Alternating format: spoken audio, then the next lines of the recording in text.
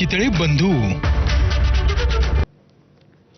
Bulletin मध्ये आपल्या सगळ्यांचं पुन्हा एकदा स्वागत। काल संध्याकाळी मुंबई पुणे एक्सप्रेस वेवर आडोशी बोगद्याजवळ प्रोपलिन गॅसचा टँकर उलटला आणि मुंबईकडे जाणारी वाहतूक ही 22 तासांहून अधिक काळ झाला तरी ठप्प आहे। प्रशासकीय दिरंगाईमुळे प्रवाशांना तासनतास ताटकळत राहायला लागला असून वाहनांच्या लांबच लांब रांगाही लागल्यात। प्रवाशांचा संयम सुटलाय।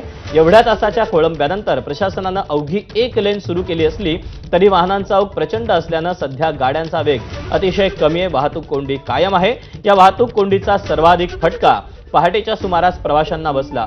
तसंच या वाहतूक कोंडीत काही कॅन्सरग्रस्त रुग्ण आणि इतर गंभीर आजारी रुग्ण अडकल्याची माहिती आहे। तासनतास ट्रॅफिकमध्ये अडकलेल्या प्रवाशांना प्रशासनाकडून पिण्याच्या पाण्याची देखील सोय करण्यात आलेली नसून न चुकता टोल नाक्यांवर मात्र टोल वसुली सुरूच आहे आणि निर्ढावलेले टोल कर्मचारी वाहतूक कोंडीची माहिती देत नसल्यानं संतापात आणखीनच भर पडत चाललेली आहे।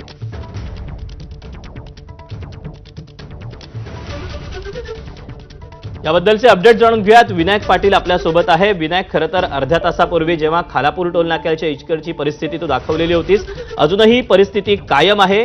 काय सध्या चित्र आहे, काय अपडेट मिळतात प्रशासनाकडून देखील? दीपक, तर वाहतूक कोंडी खालापूर टोल नाक्याला थोडीशी सुटली होती, मात्र खालापूर टोल नाका क्रॉस केल्यानंतर पुढे लोणावळ्याच्या घाट कोंडी अजूनही कायम आहे।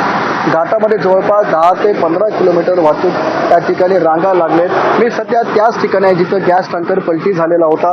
तुम्ही पाहताय समोर इथे गॅस टँकर हा पलटी झालेला आहे। आता जो गॅस इथं लिकेज झाला होता तो गॅस टँकरमधला लिकेज गॅस आहे तो दुसऱ्या टँकरमध्ये आहे, तो ट्रान्सफर केला जात आहे। सुरक्षित पद्धतीने हा आता ट्रान्सफर करायचं काम चालू आहे। पुढील 1-2 तास लागू शकतात ह्या पुन्हा ट्रान्सफरला आणि हा जो गॅस आहे तो पूर्णपणे गॅस वेगळ्या टँकरमध्ये ट्रान्सफर केल्यानंतर आता या ठिकाणी जो पलटी झालेला टँकर समोर दिसतोय तो बाजूला काढण्यात येणार आहे आणि त्यानंतर मग ही जी मार्गिका आहे पुण्यावरून मुंबईला जाणार आहे ही मार्गिका त्यानंतर आहे ती सुरू करण्यात येणार आहे। मात्र सध्या आपण पाहतोय की आता मुंबईवरून पुण्याला जाणारी आणि पुण्यावरून मुंबईला जाणारी दोन्ही मार्गिकेवरती आहे ते वाहतूक कोंडी या ठिकाणी कायम आहे। जवळपास दोन्ही मार्गिकेवरती 10 ते 15 किलोमीटरच्या रांगा हे कायम अद्यापर्यंत लागलेले आहेत। जरी 22 तास उलटून गेलं तरी अजूनपर्यंत आहे तर वाहतूक कोंडी सुटलेली नाहीये। त्यामुळे त्या ठिकाणी मोठा फटका आहे तो वाहतूकदारांना काल संध्याकाळपासून बसलेला आहे। अनेक लोकांना काल रात्री 10-15 तास या ठिकाणी अडकून राहावं लागलं होतं। तर मुंबईवरून सकाळी जे लोक निघाले त्यांनाही या ठिकाणी दुपारपर्यंत वाहतूक अडथळेमध्ये आहे ते सामोरं जावं लागलं होतं। त्यामुळे दीपक, सध्याची आपण परिस्थिती पाहतोय की दोन्ही मार्गिकेवरती वाहतूक कोंडी आहे आणि अजूनही 2 ते 3 तास आहे ती वाहतूक कोंडी सुटण्याची शक्यता नाही आहे।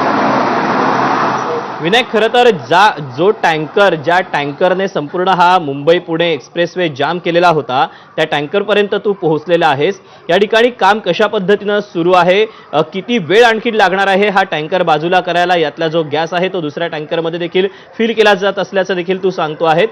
प्रशासनाकडून काय नेमकी माहिती दिली जाते, काय तुझं बोलणं झालंय प्रशासनाशी?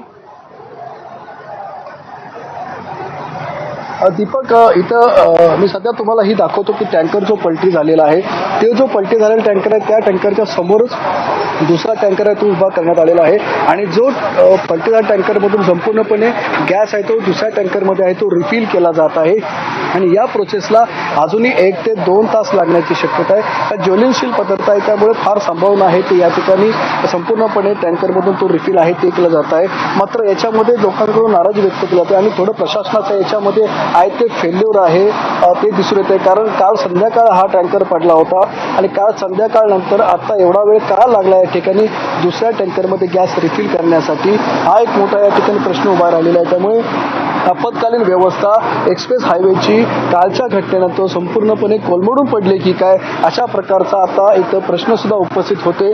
त्यामुळे याचा ही संपूर्ण आपत्कालीन व्यवस्था कोलमडून पडल्यामुळे इथं योग्य वेळेमध्ये टँकरला बाजूला न केल्यामुळे टँकरचा गॅस दुसऱ्या गॅसमध्ये रिफिल न केल्यामुळे या ठिकाणी गेली 22-23 तास झाला आहे ते लोकांना खोळंबून राहावं लागलं होतं। दोन्ही साईडची वाहतूक कोंडी झाली होती। त्यामुळे हे कुठेतरी आता आपत्कालीन व्यवस्थेचं एक्सप्रेस हायवे प्रशासनाचं या ठिकाणी कुठेतरी हे अपयश असल्याचं दीपक हे समोर येते आता। नक्कीच विनायक, धन्यवाद दिलेल्या सगळ्या सविस्तर माहितीबद्दल। खरं तर एबीपी माझा ज्या टँकरनं हा जो संपूर्ण मुंबई पुणे एक्सप्रेस वे जो आहे जाम केलेला आहे तिथपर्यंत पोहोचलेला आहे, काय नेमकी परिस्थिती आहे याचा ग्राउंड रियालिटी आपण पाहत होतो। दरम्यान पुण्याकडून मुंबईच्या सध्याची काय नेमकी परिस्थिती आहे आपल्याला नाजिम सांगतोय, पाहूया।